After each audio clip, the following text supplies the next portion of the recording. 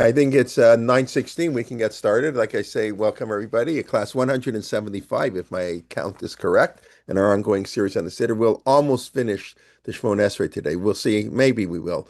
Maybe we won't. And then we'll have a class or two on the repetition of the Shemona Esrei. We didn't talk on Kedusha yet, but some of the whole concepts of repetition.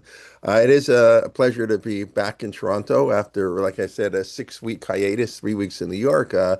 One in France and two in Italy. And I'll just pick up with one thing. We ended last week's class, and I wrote about it actually, my last post that I sent out yesterday, but that the idea of playing organs in shul on Shabbat. So we were in Florence last week for Shabbat, our trip. There were about 100 people, I would say, in shul on Friday night, which was actually more than I expected. From what I understand, what you gather, many more people go to Venice for Shabbos. And we met a lot of people in Rome, and we're going to we'll be in Venice for Shabbos. Although we met a bunch of people in Rome who we met in Florence too. It's sort of the Jewish community travels off together. You know, there's like the ghettos, so you meet everybody, everybody traveling through. And but Venice has an Eruv, although it's I don't know how many people have been to Venice. It's like a complicated. I mean, it's an island.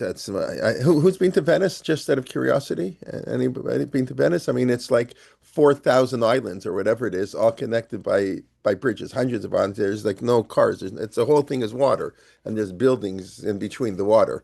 But anyway, so we were in shul in Florence. It was very nice, beautiful. It's a beautiful, beautiful shul, way nicer than any of the shuls in Venice. I mean, the shuls in Venice are nice too, but different, not ornate. So I mentioned, so in the shul in Florence, you can actually see the organ pipes. They're like right there. In Rome, they're hidden because, as I mentioned, it was very common that everybody, the shuls in Italy played the organ. That was the custom. Why shouldn't they play the organ? I mean, why shouldn't they play the organ? Because we who sort of are influenced by Eastern European Ashkenazic Jewry, the idea of an organ, that's like a church. And that's like the biggest sin in the world if a shul could play an organ, and that people went to war. I mean, I shouldn't use that term, but went to spiritual war over the playing of an organ. But halakhically, it's always like that. Your biggest quote unquote enemy, is the person who's closest to you. Like they're not, the Orthodox doesn't fight conservative more than Reform. The ultra, the Haredim fight the religious Zionists, not the Reform, because people are close to you, so it's easy to confuse them. So the organ, you have to understand. I mentioned Italian Jewry pre-exists before Ashkenazim, before Sephardim, before Reform. It has none of this because Italian Jewry is the oldest Jewry in the world. It's the oldest continuous Jewry. I mean, perhaps in Israel, but even that is arguable. How many Jews lived in Israel through much of history? But Italian Jewry has had a complete community for 2,200 years. They were never expelled from. I mean, there were here and there, but there were ghettos, first ghettos in Italy, but the Jews were never expelled. So there are no Ashkenazim comes from Italy, actually, in many ways. So there's no thing with Ashkenazim Sephardim. They have no reform. And playing an organ on shul, that's a rabbinic prohibition. And mentioned there's a notion in halacha that if you ask a non-Jew to do a rabbinic prohibition, it's allowed if it's for the purpose of a mitzvah. So that we do that in a sense all the time in the shul. I mean, we even allow sometimes a biblical prohibition, like when it's cold. So everybody used to have a Shabbos goy who would make a fire, would put wood in the fireplace on Shabbat. That's a biblical prohibition. But for certain situations, you're allowed to ask a non-Jew even to do a biblical prohibition, and other times you can only ask a non-Jew to do a rabbinic prohibition. In general, you can't ask them to do even that, but if it serves a purpose. So all you need to rabbinic, you need some form of a mitzvah. So the feeling was that music enhances, everybody knows that. The reason we don't listen to music in the 9 days, the 3 weeks, whatever, because music is nice, it's enjoyable, it enhances our enjoyment. So having music, I mean, they had music in the Beit HaMikdash. That was the job of the Levim. There's a debate, instrument singing. Of course, they had choirs in the temple. So it only makes sense that a shul should have a choir. That's all the old time shuls used to have a choir and should have even musical instruments. So shuls played organs. No, the church also played organ, but big deal. We do a lot of things from church. In Italy, the Chazanim, this I've mentioned before, the Chazanim in Italy used to go, apparently, this is what they've written in some of the Chuvot, they used to go be and go to church services. Apparently, they didn't go into the service itself, mamish, but they stood outside where they could hear. And the Chazan would like to hear the tunes of the priest, or I don't know who's the cantor is in the church, but they have big choirs, sopranos, right? All these things. So they would hear, and then they would bring him back to the shul. We know there's a lot of non-Jewish influences on our music, and I mean, I don't follow any of this modern music, all these rock stars, but that's basically what it is. I'm not commenting; it's not for me. But all these guys, I don't know. Avram Fried, Mordechai. I mean, I'm dating myself. Mordechai, ben David, all these guys, and these new guys, who I don't even know who they are. They're basically rock stars, and they use the exact same beat as the rock music. They cushioned it, or maybe they made it more treif. They're to sing psukim. It's an issue whether you're allowed to take religious psukim. Rav Shachter was very machmir about this, especially shir said you're not allowed to sing, take this like modern tunes to sing shir, but that's what it is. Today they're influenced by rock and roll. In the Middle Ages they were influenced by I don't know, classical music, whatever. So that's what they had. So playing an organ was no big deal, and they played the organs in Italy. By the 1960s, we live in a global village. Even Italy can't live totally divorced from the outside world, so the organ became unacceptable. But they still have organ pipes. So in Florence, you mamish, you walk in like by the Aron Kodesh, it's beautiful. You see the pipes. So I just want to show you what I mentioned last week. I didn't remember the exact source, but I looked it up.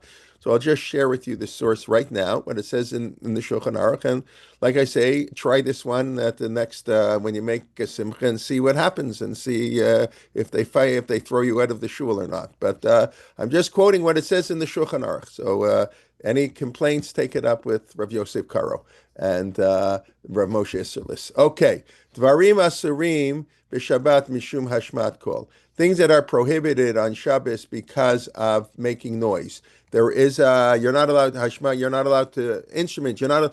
There's two issues. There's the instrument, and you're not allowed to make noise on Shabbos. Shabbos is supposed to be a relaxing day, so that's the issue. Can you put, let's say today it's very different, but let's say you had a quote unquote a washing machine or something that made a lot of noise. It's called avshamilta, and if it makes a lot of noise, and even you do it on Friday, but you hear the noise on Shabbos, so that's not allowed because it disturbs the peace. So that's what he says. Hashmako b'klishir asur. It's forbidden to play a musical instrument, but lakishal hadela, to knock on the door. Kayotse, that's not derek shir. You knock on the door, or they have these door handles. That's allowed on Shabbos. Okay, and discusses a little bit. Fine. And then in Sif Beit, yesh matirim. Yesh matirim means there's some who permit, but he doesn't quote. He doesn't say then yesh osrim. He just quotes those who permit. There are people who permit to tell a non-Jew an akum, which is often that's a censored version of the kochavi mumazala, those who worship the stars and the constellations. Linagain bekli shir bechupot, at a wedding when you have a chuppah. We're talking on Shabbos, of course. Obviously, during the weekday, there's no issue. But it was very common. People were poor. They got married on Friday afternoon, and the meal on Friday night was the Shabbos meal and the wedding meal. So the Rav Yosef Kar says it's many, or there are those who permit to have a non-Jew play musical instruments. We'll maybe discuss why some wouldn't permit. Haga. And the Rama adds, "Vafilu lomar la'akum," even to tell the non-Jew on their own. Well, I don't know how else they're going to pray, but la'akum l'taken akli shir shari. Tell them, even to fix it. The reason you're not allowed to play musical instruments, why there's a rabbinic prohibition, why should there be a rabbinic prohibition to play music? What's wrong with playing music on Shabbos? The prohibition is the piano might break, and if the piano might break, you may fix it. You're going to call the repairman. That's a question. Does that really still apply? Do we know how to fix music? The violin's going to break, the string's going to break. So, the famous story with, who's the famous violinist? No? Why am I blanking on his name? The world famous Jewish violinist. Somebody tell me his name. Somebody? Perlman? I'm sorry? Perlman or Yitzhak Perlman?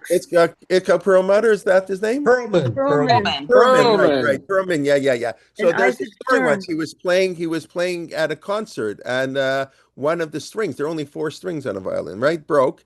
And he continued the whole thing with three strings. I don't know from these things, and people can't tell, whatever. So they're afraid you're going to fix it. Fixing it is a biblical prohibition.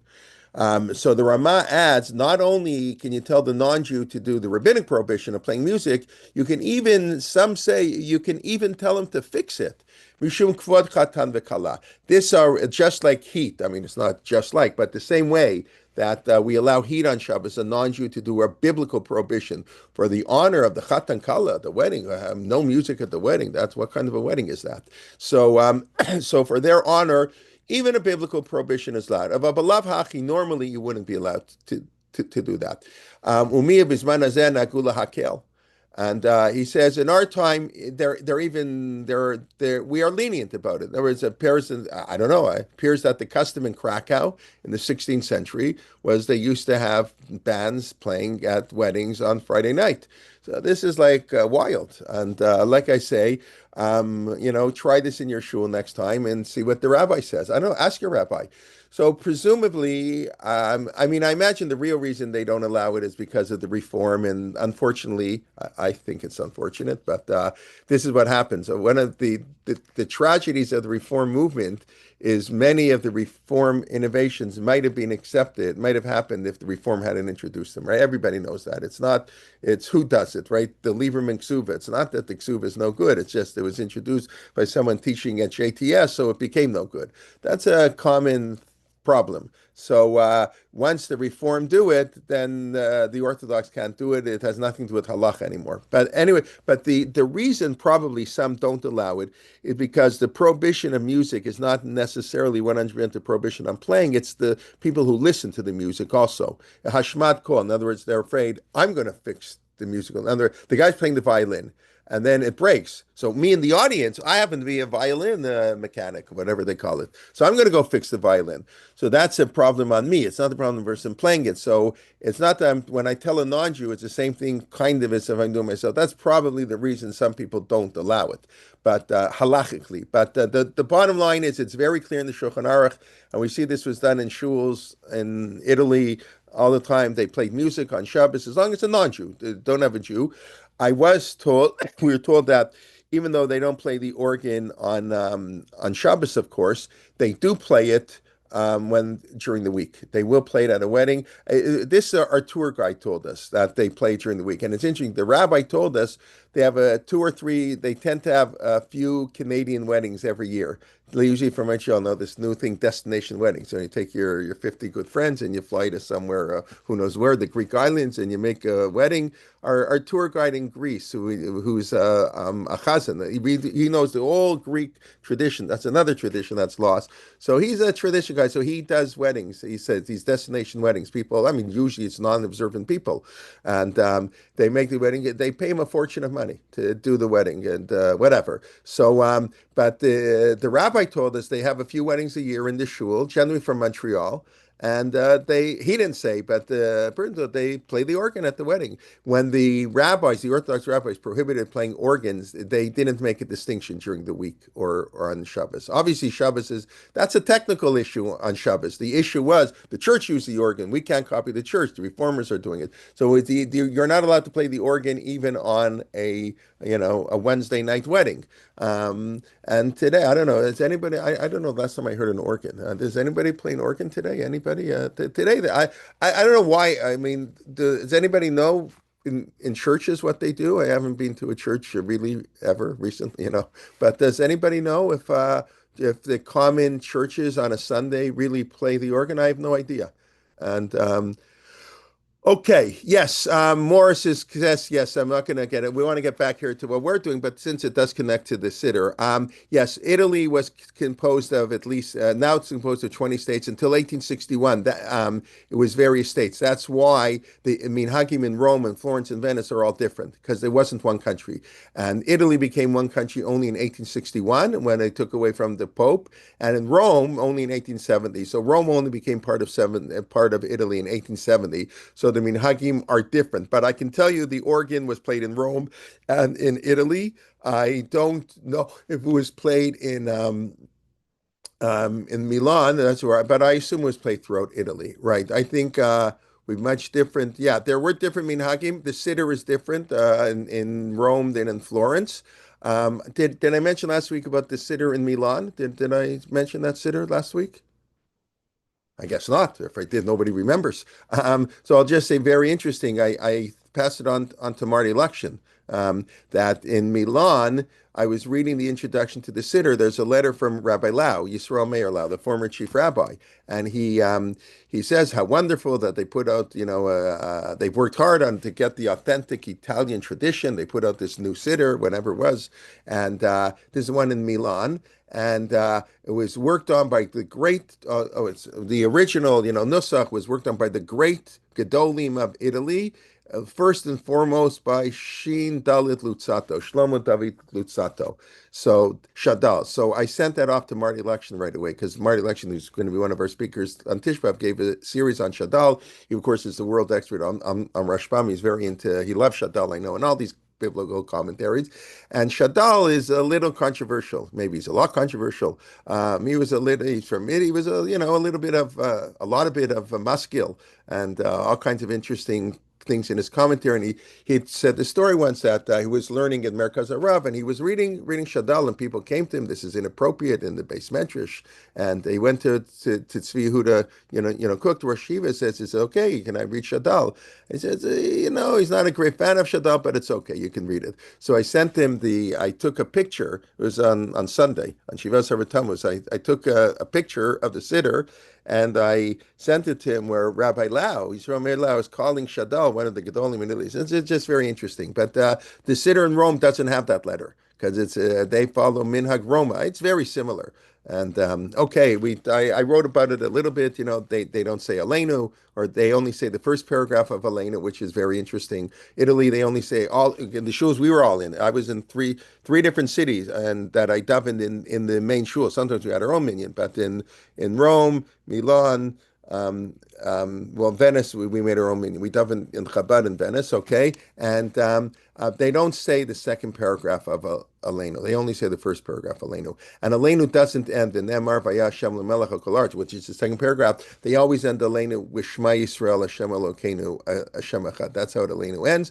And that the rabbi in Florence told us is why the minhag in Florence is you only say Aleinu at Shachrit and Mariv. You don't say Aleinu on at Mincha. Even at Breuer's, they don't say Aleinu at Mincha if they daven Mariv right afterwards. That's common in a lot of Europe. If they say Mincha Mariv together, then they only say Aleinu after Mariv. But if they daven Mincha 2 o'clock in the afternoon, then you do say Aleinu. But in Florence, they never say Aleinu. So the rabbi said the minhag of Aleinu, it's Malchiyot. That's where it comes from in Rosh Hashanah. It's that God is our king. That's what Shema Yisrael is about. That's Kabbalat Ol Malchut Shemaim, accepting the kingdom of heaven. So Aleinu is a recapitulation of Shema. So we say that Shachrit and Mari because Shachrit and Mari is when we say Shema, we don't say Shema Mincha. These customs are so beautiful when you understand the reason behind it. Like it really, okay, that's not our custom, but who cares? That's so they only say Aleinu, and that's the first paragraph. The second paragraph has nothing to do with that. I mean, it does a little bit, but they say that's they don't say the first. It's only the first paragraph they say. So it's very interesting. See, I will say that then we'll move on to back to Elokai Netzor. I hope. I walked into shul in Florence on Friday night. I was a little late. Okay, what can I do? I gave the share and then I go, well, whatever. So I walked in and the chazan was saying something aloud. So I figured it's repeating Shmon Esrei, whatever. I missed mincha. So I daven mincha. And then 3 minutes after I finished mincha, the chazan says Ashrei. I said, oh my gosh, wow. Sometimes it's hard to follow sometimes because they say piyutim and all this extra stuff. And I mentioned when I wrote yesterday that the rabbi on Friday night announced he speaks English. I mean, he speaks Italian, of course, but he does speak English. He was an engineer beforehand. He's an interesting fellow, a really nice guy. And he's been the rabbi there since 2019. And he is Italian. All the Italian shuls have Italian rabbis. And he told us we daven tomorrow 9 o'clock, but we won't get to Bar Shomer until 9:25. He sort of understands, if you don't want to spend 25 minutes on Karbanas, you can come a little late and you won't miss anything. Okay, Beseder. But anyways, it is like I say, it's very beautiful to see all the different minhagim, and what's amazing is how similar our siddur is and how much alike it is, not how different it is. But It is very interesting when Shafel see all these things. But that, I think, is a very interesting point. That's it's quoted in the Shulchan Aruch that you can have music at a wedding. And I would be curious. You want to ask your rabbi why that halach has fallen into disuse, why that halach is no longer acceptable. Which is, it's not the only halach in Shulchan Aruch that's fallen into disuse. I'll give you one more, since the more is Rosh Chodesh Ab. So a halacha in the Shulchan Aruch that I don't know. Tell me if anybody here observes. I only know people in Israel who observe this halacha. I don't know anybody in Chutz La'aretz who observes it. How many people have, when you walk into your house, have an unplastered, ugly-looking, part of your wall? Everything else is beautiful, painting and wallpaper and all this nice thing, and you leave an empty show. Anybody do that? No, right? My son. He lives in Israel. Now he lives in Cleveland. Wow, so that's amazing. I, My I, son, I, I, Susan, you also do that in your house? my son in Israel has that. Your son in Israel. Yeah, in Israel, you see it all the time, not all the time, less than half the time, but you see it in Israel. And often they'll write Imesh Gachek Yerushalayim. They'll do something. You have to leave it sort of ugly, leave it unfinished because Zeichel Churban. So that's halach. Nobody does. It's black and white in the Shulchan. I know, we do lots, and there are lots of things that aren't there. There's no such thing as the 9 days in the Gemara. Excuse me, Rabbi, I do it. I Okay, have great. it spot We have an amazing crowd here. in What can Brooklyn, I New tell you? York. I'm sorry? In Brooklyn, New York. In Brooklyn, New York, right. Okay, I'm very Okay. impressed. I'm very impressed. So maybe today in the last 10 years it's gone on a little bit, but it's very not you. So I should pull it out. Here, give me 1 second.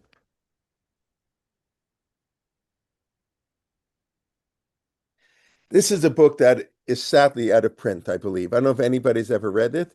Kol Kitvei Maritz Chaitz, all the writings of the Maritz Chaitz. The Maritz Chaitz was Rav, I forget his real name, Chases, they say in English. He's in the back of the Talmud. He made it to the back of the Talmud. So it's pretty, like he's in the top 15 in Jewish history, if you make it to the back of the Talmud. He was a maskil, he was from maskil. As a matter of fact, does anybody know who did the PhD on the Maritz Chaitz? Robertson David. Of course, I figured you would know, Yochef. That's right. Robertson David, that's Rav Hutner's daughter. Rav Hutner's only daughter did her PhD on Columbia at the Maritz. He's a fascinating personality and so interesting. And he has a letter that the Khatam Sofer wrote to him where he rips him apart. And very critical of something he wrote. I forget what the issue was. And the Maritz Chaitz, and he didn't mention his name. Out of honor of the Maritz Chaitz, the Khatam Sofer, didn't mention which rabbi he's attacking for all the narishkeit and the terrible thing the rabbi's saying. So he had respect a little bit for the Maritz Chaitz, so he didn't name him by name. And the Maritz Chaitz publishes the letter. It was me. It was me. He wanted everybody to know that the Khatam Sofer, the great would correspond with him, took him seriously, right? If they don't, they ignore you. If they answer you, means they take you semi-seriously. But so the Maritz Chaitz was really a fascinating personality, and he has a chapter here on all the halachas in the Shulchan Aruch that nobody follows anymore. And he lists off about 25 halachot. And he doesn't know, and he tries to explain. It's black and white in Shulchan Aruch, and nobody does it anymore. And it's so. This is one of the halachas he mentioned. I have to reread the chapter again, but he writes on stuff nobody writes about. He has a whole chapter, of course, the development of rabbinic law and the Mesorah and Nevuah. What does it mean to have Ruach HaKodesh, Mamar Torah Sheba'al Peh, Divrei Nevi'im, Divrei Kabbalah, Darchei Hora'ah. How a rabbi, what factors a rabbi is to consider. If I'm not mistaken, again, I have to read it again, but I know it's been out of print, I think, for many, many years, but it's 2 volumes, it's read volumes. And I believe he has, Yocheved, maybe you know better than I believe he wrote an article critical of the Orthodox response to the Reform movement. We're talking the 19th century. And he said, what I put in a footnote, what I wrote yesterday, he said, it wasn't called Orthodox back then, but had the traditional rabbis taken a more open stance to work with the reformers, that, maybe it is okay to give a speech in German. That was a big issue. Now, today we laugh, or cry. What shul do you go to that the rabbi doesn't speak in English in America? Are you kidding? You spoke in Hungarian or German. That's it. You were out. You were gone. And so maybe if they wouldn't have gone crazy about these issues, maybe the reform could have, just developed within. Look, the Hasidic movement interestingly, did stay within Judaism, although the attacks on Hasidim were worse than the attacks on Reform. If you read the literature on the Hasidic movement, what the Vilna Gaon and his contemporaries wrote about the Hasidim, wow, they were it's unbelievable. So it is amazing how the Hasidic movement actually, I mean, stayed within traditional Judaism. It could have really gone off the deep end. I mean, maybe some have, but okay, that's a different story. Okay, let's get back to our topic, really our topic at hand, and let's try to finish Elokai Netzor. Any questions, comments? I hope you don't mind. I mean, don't mind, tell me, but I find these things interesting, and Baruch Hashem, we have the class every week, so like we don't have to finish by a particular date, but maybe that's sometimes not a great thing either. Okay, so we were finishing. I want to ask you one question. You related that you were somewhere where they read on Shiva Asar B'Tammuz. Milan. Oh, that was Milan. Okay. I That wasn't didn't part of remember the where. promotion trip. It was just in Right. between Nice and Rome. So we went to Milan. We met my aunt for Shabbos in Milan. So I davened the shul in Milan. It was very nice. Yeah. Every new Jewish community I see is always wonderful to see. We were we ate at Chabad on Friday night. There were 3 Torontonians who happened to be there, 2 who I didn't know, and one who's a good friend of my son walked in there. It's pretty wild. There were like 30 people in Chabad eating the meal. And Shabbos afternoon we had bought food, but our hotel was we made our hotel a 2-minute walk away from the shul, and so it was very nice. I went there, so they have 2 minyanim back to back, which they do in the Rome shul also, the Sephardic minyan and Italian minyan, because many Jews in Italy are Sephardic, they're not Italian. Because they came, Girush Sfarad, and later times, and from Libya, there's a big Libyan community in Rome. I didn't see them. They don't live in the ghetto area, so I wasn't in their shuls. But so they have in a lot of the shuls, they have a Sephardic minyan and an Italian minyan. I mean, they're similar, but they are different. Italy has its own minhagim. So in the main shul in Rome, downstairs they daven minhag Sfarad, and upstairs Italy. That's every day. Every day. That's how they do that. In Milan. They tend to join together, I think, during the week, only on Shabbat. They may not have enough people. I don't remember exactly, but they did on Shiva Asar B'Tammuz. They had the 2 minyanim, and they started laning. I said, wow, laning, it was like, they don't skip that whole section. It's so brilliant. It's so beautiful, and it makes so much sense. It makes so much sense. We had somebody on our trip. She may be online. I don't know. Aviva, are you here? She comes to our class. So who came last year and this year on our trip. And her father learned, now I'm forgetting, I'm going to get into trouble, I think in Telz. Father was an American. They sent him to, Telz, and he came back as a rabbi in Baltimore for many years. So he wrote a little book about the minhagim in Lithuania. And the book is really an attack on the modern yeshiva world, which claims all these things are minhag Lita, the Lithuanian, and they don't have a clue what the minhagim in Lithuania really were. And he said, and he's very upset at the Mishnah Berurah for a lot of the things the Mishnah Berurah writes. Like the Mishnah Berurah writes, you should wear your tefillin on the street to shul, okay, which we can't do today. What idiot? I mean, we can't. But he says, why did he quote that? In Radin, nobody even did that. Nobody even listened to the Chavetz Chaim there, and they have all these different things that.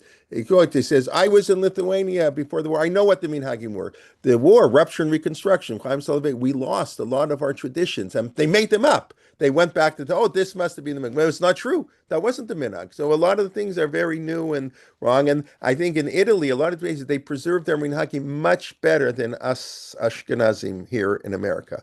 We've really lost a lot of stuff. We corrupted things. I mean, minhag America, we start, listen, I mean, we're doing an 8-hour program on Tisha B'Av. I think it's great, but it's against the halacha. I mean, who are we kidding? You can't learn Torah on Tisha B'Av. So you're going to tell me I can give you a het there, it's a do tshuva, but please. And the Chavetz Chaim movie that I used years ago, I assume they still have it. Chavetz Chaim puts out a movie every year. So when I was doing live programs, we used to show it. Forget that it's a movie. The only day a year people go to movies is on Tisha B'Av. Okay, that I get. But what was astounding to me, it really was astounding, was the music at the literally they had 7, 8 minutes of beautiful music. I mean, maybe sort of not the upbeat music, but it was like, violin and the piano playing. I think on Tisha B'Av they're playing. I was upset that they were doing this to music, but this is what we do. Minhag America, we cut out slichas and we only say a quarter of the keynote. It all makes sense, and there may be all good reasons for it. But don't tell me it's not a change. Don't tell me that this is the minhag the way it used to be. We've changed him. We like to, but they don't want to admit change because then you're giving into the reform. So they have to say this is the way it was always done. It's just not true. Just not true. Okay, Beseda, what can you do? That is, and it's fine. But just, I think I would much prefer that people admit it. I mean, but in these places, they're very, I mean, Breuer's, I guess, is like that too. They're very makpid on their minhagim. That's very important to them. And that's very nice. And on the other hand, you do need a little bit of freedom. We're in America. America is different. America is different. I mean, minhag America, and things just won't fly here. I mean, things that people did in Europe will not. We won't people today won't tolerate a davening longer than 2 hours. Right? What shul? Do any of your shuls daven more than 2 hours anymore? When I grew up, I never had less than 3 hours of shul. Rabbi, a chazan, that's a big thing. Today, people don't go for any of that stuff. Hashkama minyan, this, that, 18 minyanim in a shul. That would never be allowed. I mean, when the Hashkama minyan started, many rabbis were opposed to it because it took away people from the minyan. It's true. It does take away, and often it takes away the strongest people from the minyan, and it hurts the minyan. Maybe that's not allowed. I don't have to tell you, maybe I do, that in Europe, you couldn't open up a minyan if you wanted. It was absolutely forbidden. You needed the permission of the community. And I've told you many times, Rav Moshe Feinstein has all these tshuvas, cannot open up a shul, he cannot open up a shtibel, it's forbidden because it hurts the community shul. Nobody pays attention. And whatever, it's America. People, Lisha Yashar Beinav Yaseh. But just admit it. We do things differently here, and that's okay. Maybe that's how Judaism can thrive. If you're so insistent on the same, people won't put up with it. So it's hard. You have to know how to balance these two ideas. But davening in a shtibel is against the halakha. Again, I'm not criticizing. I don't mean to say anything critical, but if you look in the Shulchan Aruch, the shul has to be the tallest building in the city, like in Florence, like in Rome. So always the church was taller. Okay, they had no choice. But you go to any shul in Europe, they're big, they're tall. That's the halacha in the Shulchan Aruch. You're not allowed to daven in a basement. It's against the halacha. So fine, we'll find the heter why. But that's why one of the opposition to the Hasidic movement was this. What do you mean daven in? Who heard of davening in a shtibel, some basement somewhere? And that's not it's not a shul. A shul has to be beautiful. It has to be the nicest building in town. It really does. And that's why I love so much going to the shuls in Europe. They're beautiful. And even the ones that are small, the ones in Venice, the care and the architecture and the psukim they put on the walls, it's all beautifully thought out, beautiful carved wood. I mean, in Venice, the minhag is one shul today. I mean, hundreds of years ago, it was different, I guess. One shul, they daven once a year in the shul, Hoshana Rabbah. I'm sorry, no, they daven in the shul, Erev Pesach. Tani Bechor, that's the only time they daven in the shul. And then this shul, whatever, it's just different. Okay, what can you do? Here we are. I'm sorry. Zev, do I make sense? Chabad does their own thing. That they live in their own world. Venice, I don't know. Mark, I don't know if I become more liberal in my old age. But 20 years ago, I don't know if I would have walked into Chabad in Venice. It is so messiness. It's mamish. It's like Avodah Zarah. It's like all over. The parochet says Yechi Adonenu HaMashiach, a picture of 770. The sign in front of the shul says Mashiach. I don't know if you're daven there, but we had our own minyan. We weren't davening with the Chabad minyan. They let us use the building. So I become tolerant in my old age. But it's really a Avodah Zarah. I mean, I'm sorry. What can I say? But people have not accepted David Berger's approach to Lubavitch. But that's Lubavitch in Venice. It's known to be totally messianic. They're like off the wall. But okay, Beseder. Okay. Kelman, I'm going to get. you mentioned You mentioned that there was a movie with music on it on Tisha B'Av that Yeah, you the Chafetz Chaim objected movie to. always did I that. just Yeah. wanted to mention to I don't you, know if I'm and objecting to it. I don't want to say I object to it. I just want to point out how things evolve and change, and we don't follow exactly Shulchan Aruch. I mean, there are reasons why to do it. Yeah, maybe I should be more clear. I'm not criticizing. I mean, the okay. Lubavitch, maybe I'm criticizing a little bit. The messianism, all this other stuff, I'm not criticizing. Even the Shtiblach, I'm not. It's just you should understand that's not the way the halacha was. Whether the Right. halacha should be like that today, that you can argue, but that's not the way it used to be.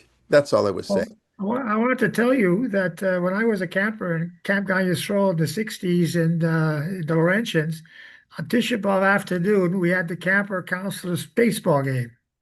Yeah, listen, and tradition, Schneur Lyman once wrote an article, one of the Rabbanim wrote, but they used to play cards on Tisha B'Av. Listen, Tisha B'Av, why did all these learning programs started? Why I started doing a learning program, Torah Motion, before Torah Motion existed, I was known as the Tisha B'Av rabbi. I came to Toronto, I moved back from New York in 1988. I come back, the first Tisha B'Av, I went out of my mind. There was nothing to do, not one sheer nothing in the city. So the next year, I organized a bunch of speakers, and that's what I did every year for 20 years until COVID hit. We used to have five speakers. I would do keynote for 3 hours in the morning. That's how I learned keynote. The first year was really hard, but I went through the keynote, whatever, and I had an all day, a 12-hour Tishba program. In the early years, we got 400 people to come. It was the only thing in the town. Now, Baruch Hashem, many people copied me and listen. So that's why. So yes, we don't only learn Eicha and Yirmiyahu. Some of the rabbis speak about things that are not in Eicha and Yirmiyahu and whatever else you're allowed to learn on Tishba. Big deal. That's better than playing cards and better than doing nothing. And it's talk about things that are related to the day. And now everybody does that. All the Haredi, everybody understands. It's Rav Soloveitchik started it, but Rav Soloveitchik did keynote all day. People won't go for that. He sat on the floor, did keynote mamish till 5 p.m. They went to his wife's kever, and that's what Rav Soloveitchik would do on Tisha B'Av. So we picked up on that, but it's not the way Tisha B'Av used to be in Europe. They didn't have in Eastern Europe. The first year I did this in my shul, I was the associate rabbi. The senior rabbi got very upset at me, to be perfectly honest. He said, "What the Tisha B'Av explanation of keynote? Who ever heard of that? You sit there and you cry and you say the keynote. When you explain it, it's an intellectual thing. It's true. I explain the keynote. I give the background, the poetic, point out things. It's much more of a learning. Like it's an intellectual thing. So they're going to say, well, it takes away from the emotion. I think it elevates it, of course, but you can understand why someone says this is crazy. Who ever heard of that? You want to do explanation of keynote? Have a class before Tisha B'Av. That's what he said to me. I said, in theory, that's right, but people don't come, and it just doesn't work. So even the Aguda caught on that this is what we need. So they put out this very, very well done movie, very professionally done. But I was shocked every year how much music it had in it. Really. I mean, believe me, I'm not here to criticize the Aguda. I just found it fascinating that the Aguda would put out a movie with so much music on it. Am I wrong? Did other people watch the movies? Am I making this up? Anybody remember? No? Okay. No, nobody saw any of the Chafetz Chaim movies all these years? Well, Susan, am I right? in the afternoon, maybe you could do that. Like, No, there's no heter to play music in the afternoon. I'm sorry? I think it was mostly slow music, Yeah, I said it's slow music, but the halacha doesn't say you're allowed to play musical instruments that are slow on Tisha B'Av. Again, I'm not criticizing. I think it's good. I think it's smart. But I'm just explaining things evolve and you have to know who you're dealing with. And that's why many rabbis were opposed to codification today. That's like insane. There were many great rabbis who the whole idea of codifying halacha they were opposed to it because they didn't want to be bound by what is said in the Shulchan Aruch. They wanted in every generation the rabbi should analyze his sources and come up with his own ruling. It's much harder once you have the Shulchan Aruch. It's very hard to go against it. And that felt many people didn't like that. They didn't want their hands tied.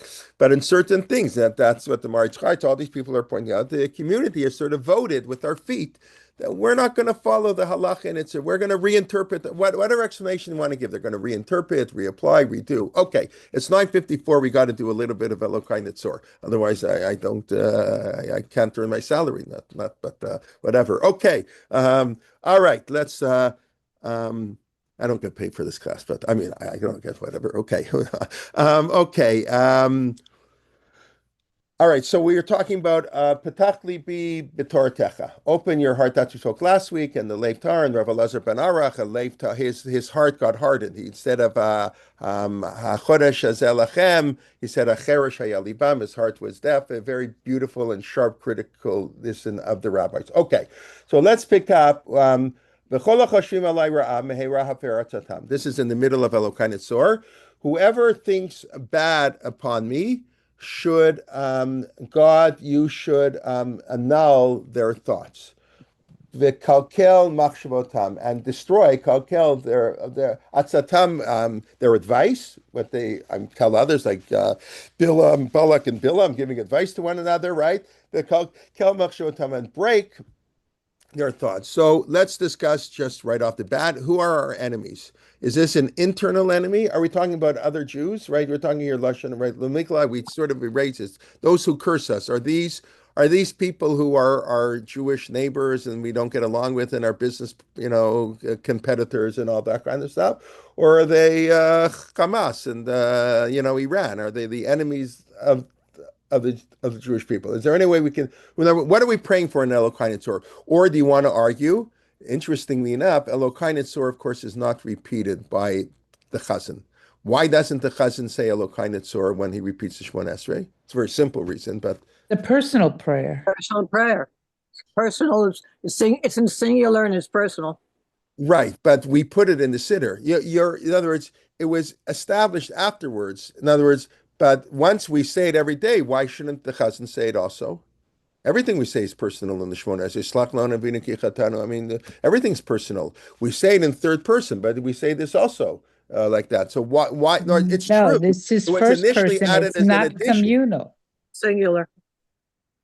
I don't think that's the reason. So what? What do you mean it's singular? So why does everybody say it? Everybody should say their own prayer, which is why the Gemara originated it. That's, remember, Shmon Esrei ends on Mevarach Adonai Yisrael Shalom. Then the rabbis say after they finished davening, they daven some more. And then they gave 11 things, including Rosh Chodesh benching. And we, the rabbis, picked this one of the 11.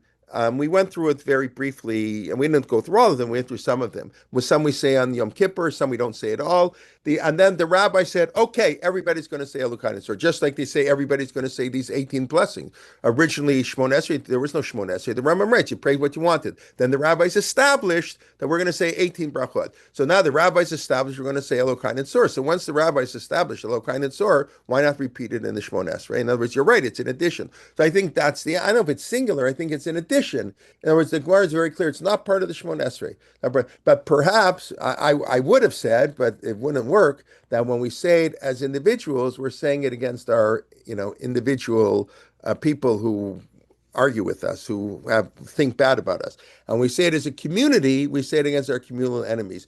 That Rav Soloveitchik has that notion about the repetition of the Amida. I said, right? We repeat the Amida, so the real reason, or the reason in the Gemara we repeat the Amida, because not everybody knew how to daven. That's an amazing thing. People came to shul. They didn't know. There were no Siddurim. The people were illiterate. And even if they weren't, they wouldn't know what to say. So they listened. The people who knew said their own. Everybody else listened. They stood up. That's the minhag, why you stand for the repetition of the Shemon Esrei, because that's how you fulfilled your Shemon Esrei. You listened to the Chazan. So that's the standard reason.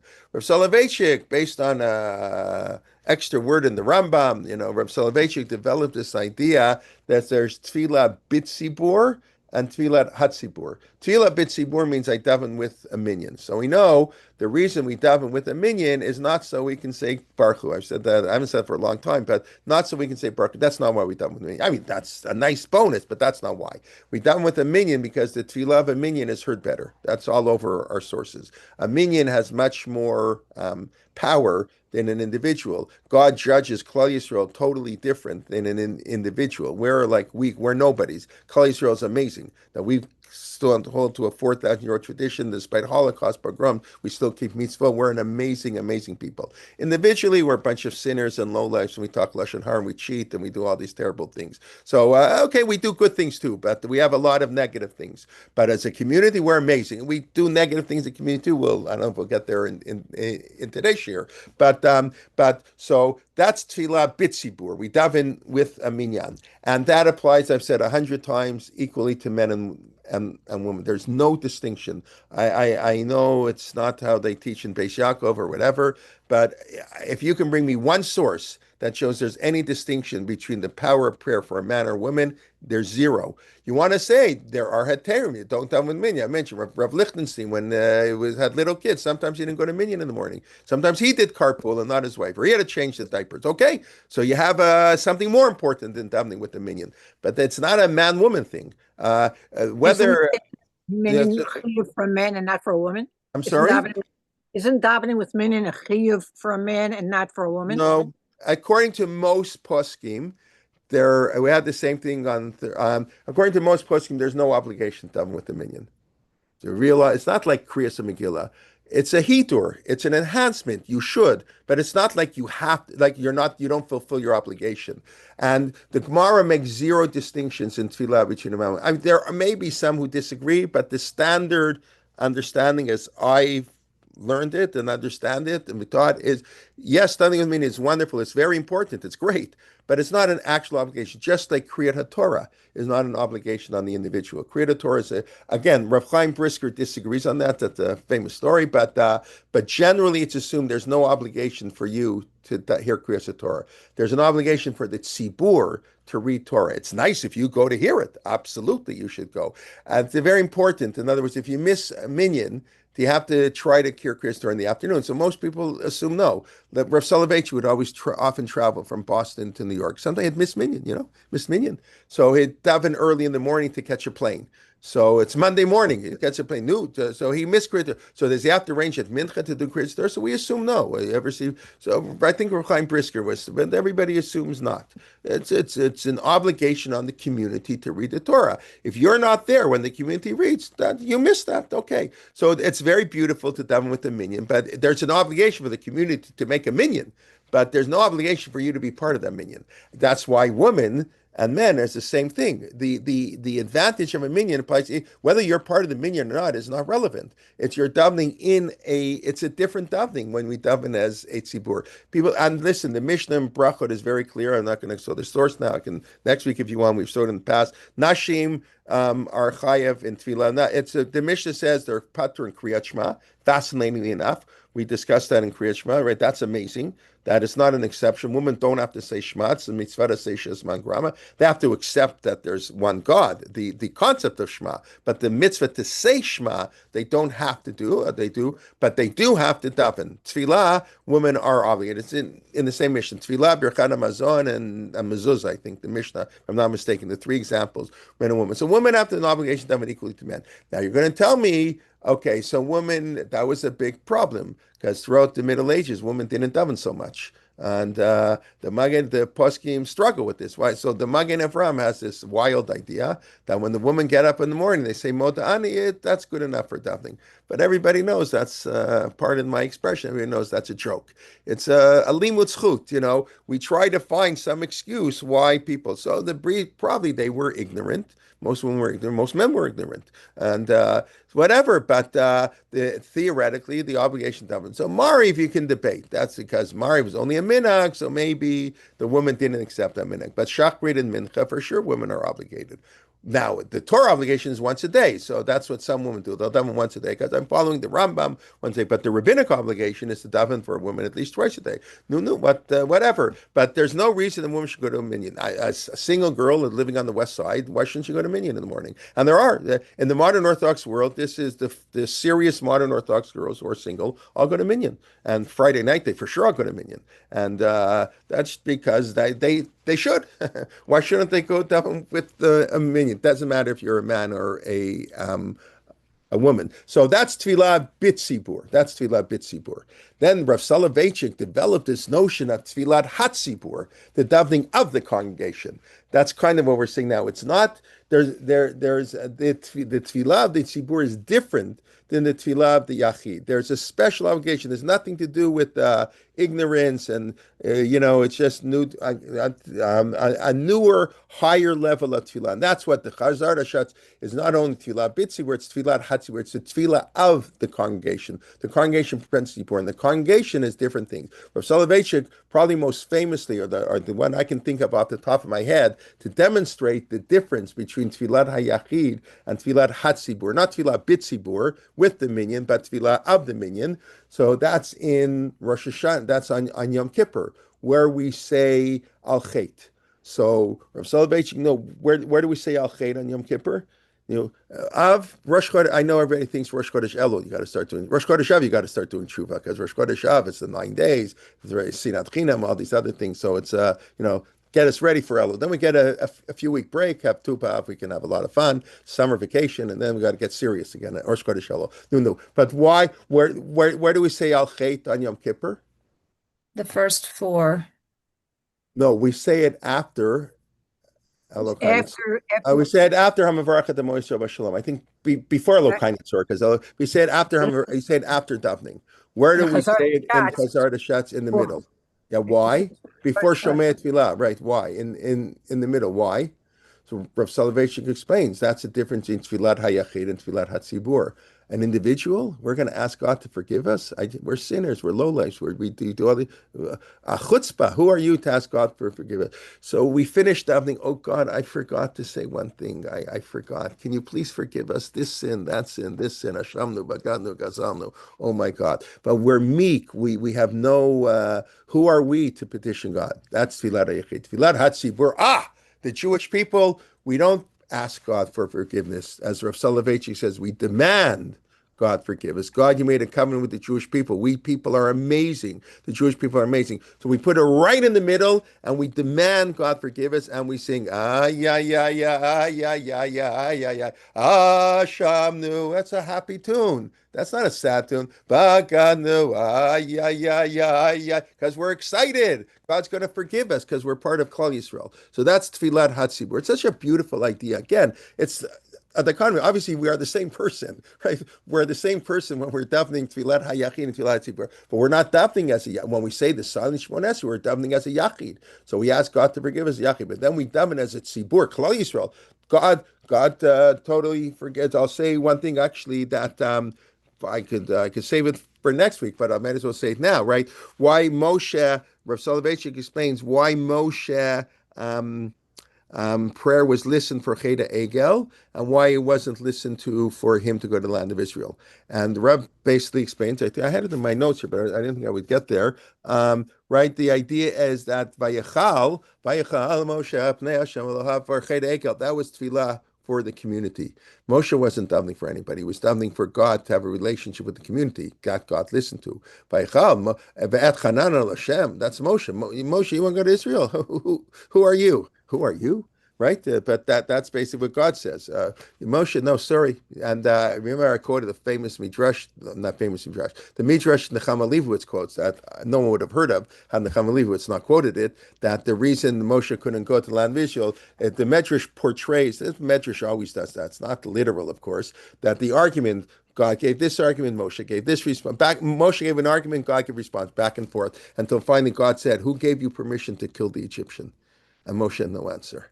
That's an amazing medrash because it goes so against the way we're all taught that. I'm not saying, and obviously many people would disagree with this medrash, but that midrash, the Chama Leibowitz quotes it, that I'm not saying she agrees, it's just this is one opinion that Moshe, the Egyptian, what right do you have to kill the Egyptian? This poor, we're sad, the Egyptians drowned, pouring out the wine. There's this whole, thrust in our religion, bin folei vechal tismach, all that kind of stuff. So, but the Rabbi explains Moshe was praying for himself. Moshe is not good enough for himself to get into the land of Israel. Amazing.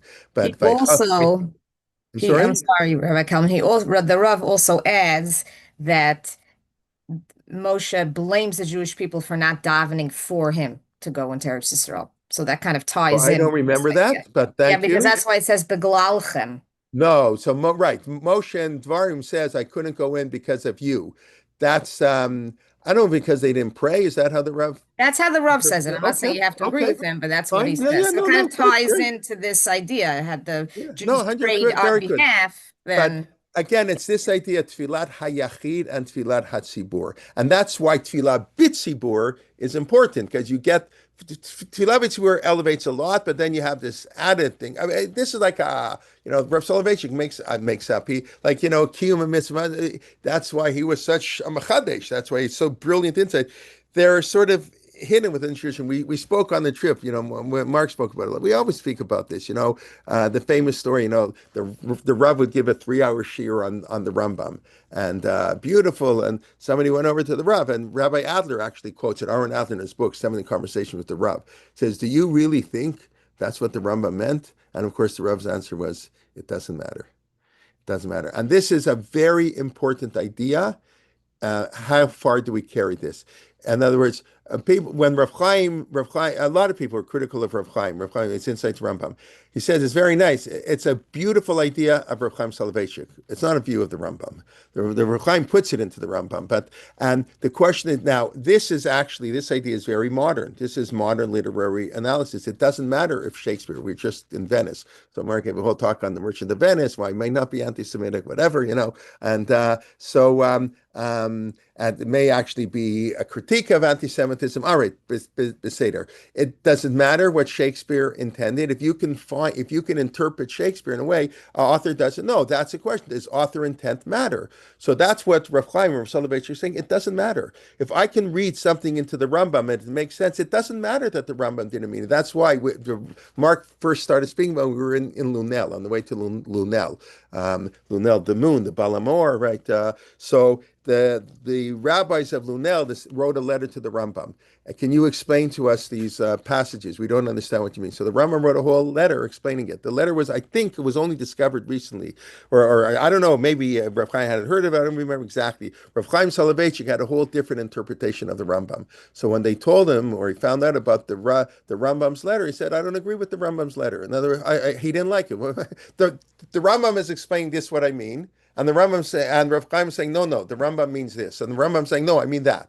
And Rav Chaim didn't like the letter of the Rambam because it took away his ability to explain what the Rambam means in some wild Kiddush. So it's very nice and it's very beautiful. And I think that's modern literary analysis, that the author doesn't control the meaning of his words. The question is, does that also apply to halacha? So there's Rav Aaron Lichtenstein has an article about this. That's a much more radical thing to say, that author intent doesn't apply to halacha. In other words, I can interpret something within a psak of a posek, and the posek will explicitly say, I don't know, that's not what I meant. And you can say, I don't care if you meant that, but your words can be understood. What you say here can be applied there, even though you didn't want to apply it. Who cares that you didn't want to apply it? Or you say, no, the halach is what the posek says it's going to be, and therefore so that's a little bit wilder. When the Rav is giving all these beautiful explanations of the Rambam, they're not really halachic. They're literary. They're not. They've converted the Rambam from a posek to a parshan. That's the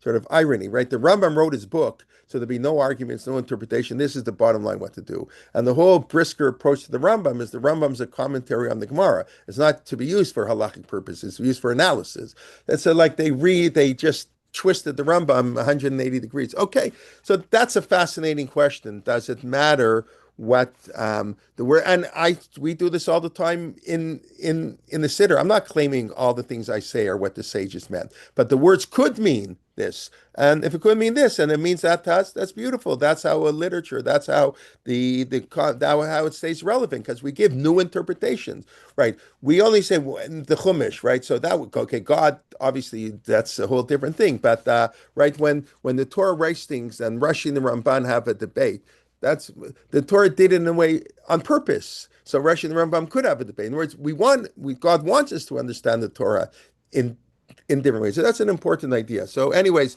here, what I was just asking, right, who are the enemies? So I wanted to say perhaps, and we got that the first time we say Elokai and Netzor as an individual, that's our neighbor. When we say it as it's, but we don't actually do that. That would be for the enemies. Now, most of the commentators that I saw, they don't say so directly, but they seem to interpret that it's talking about the enemies of the Jewish people. I'm not saying it's not talking about people, our business colleague who wants to curse us and etc. But because of the following lines, which we'll get to, I guess, next week, it has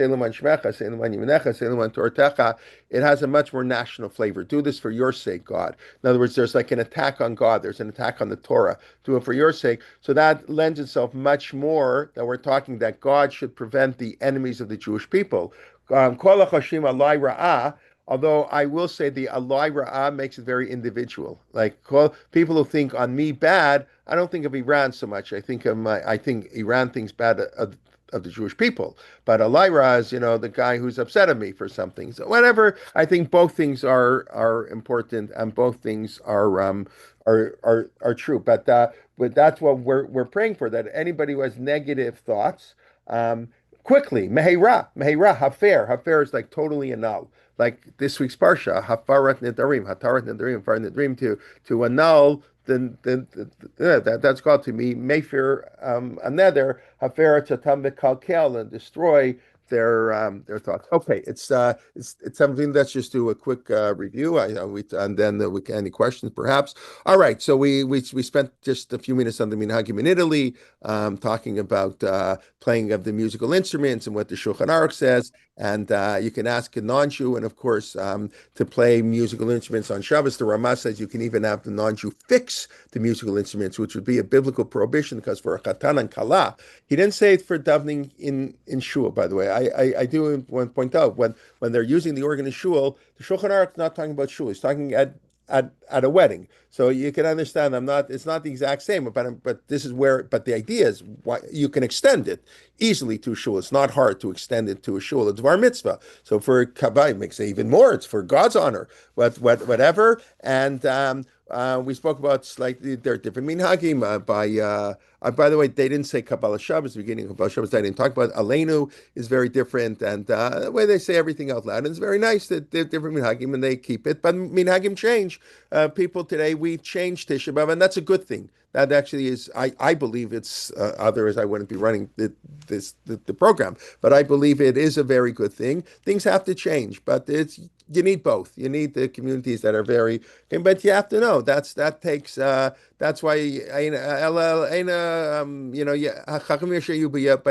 whatever it says. The Torah always says, go to the rabbis of that generation. Yeah, I can't rely on what somebody said 100 years ago. We have to know how to apply it to our time. Okay, what else? That's what's a lot of what we talked about. Then we talked about the halachas that we don't observe by Avelus anymore. Unfortunately, the Maritz it's his whole essay that we have, and then of course the difference between a yachid and a tzibur. And Elokai Netzor is put in. It's after the Shmon Esrei. Seems to be only tefillat of the yachid. Our custom is we do not repeat. The Chazan doesn't repeat. Okay, and he could. He and there's no. Once the rabbi, I agree, it's not part of the Shmon Esrei. But why can't the Chazan repeat it? No, we do want to keep it separately. And I assume while today everybody says Elokai Netzor, maybe in the days before the Siddur was printed, maybe before the printing press, maybe I don't know. Maybe there was much more leeway, and it could very well be that different rabbis chose different things from that Gemara to say at the end of Tefillah. Once we printed the Siddur, it got institutionalized that we say Elokai Netzor, but it doesn't have to be Elokai Netzor. It's after the davening, but the concept of the difference between a tzibur and a yachid is a very basic concept. And we said tefillat hatzibur. There's no obligation, as far as most people understand it. As I understand it, there's no obligation to daven with the tzibur. It's a hidur mitzvah. That could be along with Rav Aviyat Tabori.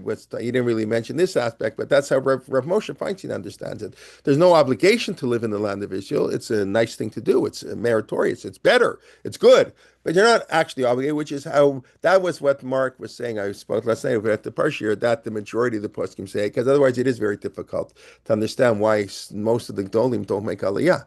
Like, if it was mamish an obligation, it's very hard to say this excuse, that excuse, this excuse. No, they say it's like Rav Moshe says. It's like, tzitzis. You don't have to wear a four-corner garment. Though all religious Jews do, but you don't have to. And so that's sort of the same thing with tzibur. Obviously, it's the proper thing to do, and for those women who can, they should do it too. I understand, and often men can't do it, and there are good reasons, whatever. And they get to the other reason people can daven, but the tzibur davens too quickly, right? They have the minyan for those who can't keep up at home. They should come to shul. For the 6 o'clock minyan that finishes in 18 and a half minutes. Those are people who are But so that is the Gemara talks about how Rabbi Akiva, when he would daven at home, he would take hours and he would start, the Gemara says he would start in one end of the room and then the other. I assume that's the immediate. He would move around. He didn't even realize it. When he did Tzibur, you can't, the rabbi can't schlep for 20 minutes and make everybody wait. That's a Turk of the Tzibur. And I heard a famous rabbi say, I won't mention his name, but a rabbi I'm sure you all know the name of, current rabbi, was rabbi of a very large shul, said the day he became the rabbi is the day he stopped davening. Because on Shabbos morning, there are 8 minyanim in his shul. He speaks at this minyan, that minyan, before he goes announced and tell people quiet, he can't daven anymore.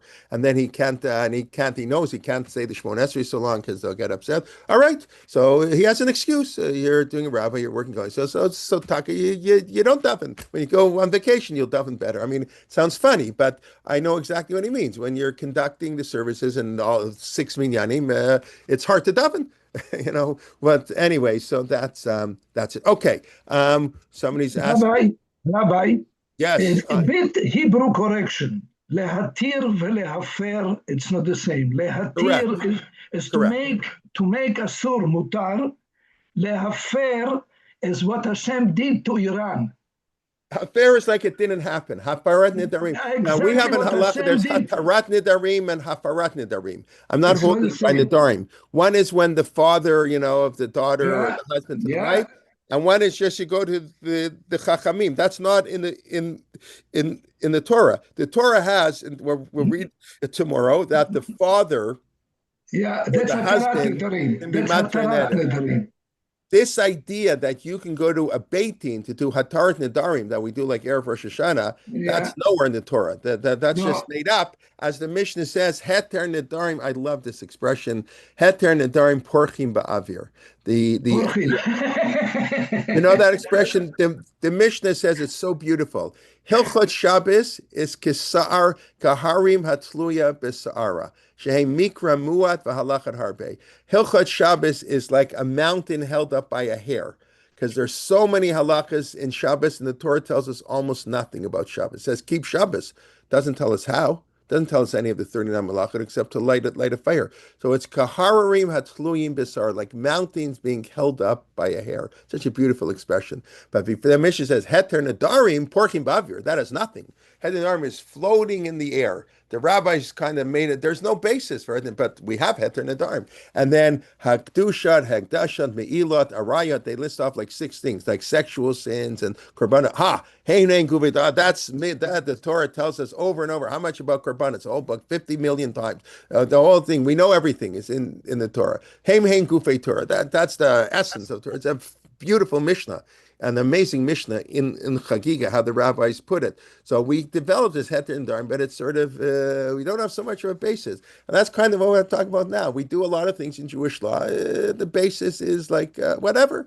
We have a tradition, we have no choice. So what can I say? But there is a halachic difference between how the neder is canceled and when it can be canceled. Right, the husband can only cancel it on the day he hears it. He can't cancel it a week later. That's very different from when you made a neder and they tried nolad, all these different things to allow it. It's almost sechet. Okay, well, I discussed next time the minhag to add a pasuk with your initials. I have to look it up. I never do that, but yes, there is such a minhag to add a pasuk with your name. Thank you for that. I have to take a note to look that up. Thank you, Susan. I heard Rav Hershel Schachter is against it as a hefsek. But no, for sure. There are tons of minhagim that rabbis was against. So we'll end off, the famous comment of Rabbeinu Tam. What's minhag spelled backwards? Gehenim. Gehenim. You want to go to Gehenim? Oh, minhagim. That's the way to get there. They're fighting over minhagim. And one man's minhag is, one person's terrorist, another person's freedom fighter. One person's minhag is another person's Gehenna. I mean, maybe that's a little bit too harsh, but oh yeah, there's minhag ta'ut, and yeah, I mean, listen, all the piyutim, which they we cut out that the poskim were all against him on Rosh Hashanah. It's a hefsek. Even Unatana Tokef is a hefsek. We all say it. I mean, but yeah, there's certain minhagim that just became accepted, even though they're very questionable. And that's Yisrael. Tashma's written. A lot of people have written about that. In Ashkenaz, especially, they were much more into minhagim. Minhag oker halacha. I'm sure you've heard that expression. That sometimes a minhag can undo a halacha. So that's a debate whether we only apply that in monetary laws. We always apply it. That's a fascinating area. I mean, read. Danny Sperber doesn't discuss that so much. His is more analyzing the basis of minhagim, but I think he does that a little bit in volume 1 of his 8-volume fantastic books on minhagim. Yisrael Tashma has written a ton on minhagim. I have here all kinds of minhagim, and sometimes the minhag is very questionable.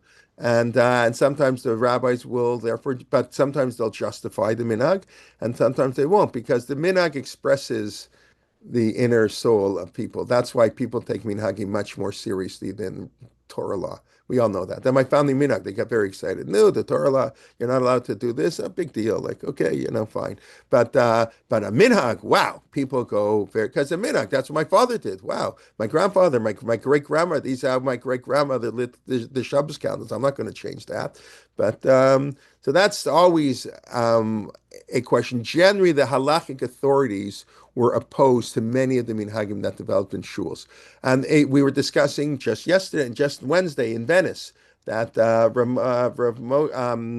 why am I forgetting his name? I'm going to write about him because wow, was he a character? The chief rabbi of Venice in the 16th century.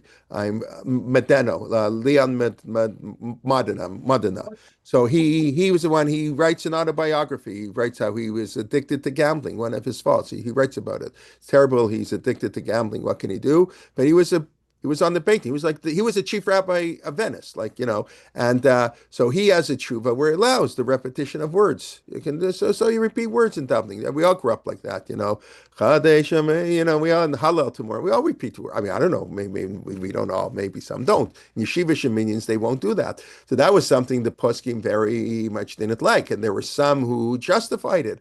And the justification was it enhances if it's to tune and it enhances our tefillah, like having a non-Jew playing the organ. It enhances song. It's nice, beautiful. It gets us into it. So what? You repeat a word or two. Who cares? It's not a big deal. And some people did care, but strictly halachic speaking, probably better not. And then the justification. So that's all the case. So in the yeshivas, they're much more, careful. Listen, Rav Soloveitchik was the most careful. Rav Soloveitchik was the person in Jewish history most spoke about minhagim. No one in Jewish history spent as much time and effort explaining minhagim as Rav Soloveitchik. That the Rav Schachter said. A lot of people. Rav minhagim. Rav Soloveitchik, I would hate it. In Maimonides at his minyan in Boston, he didn't allow any congregational singing in Chazar Hashad.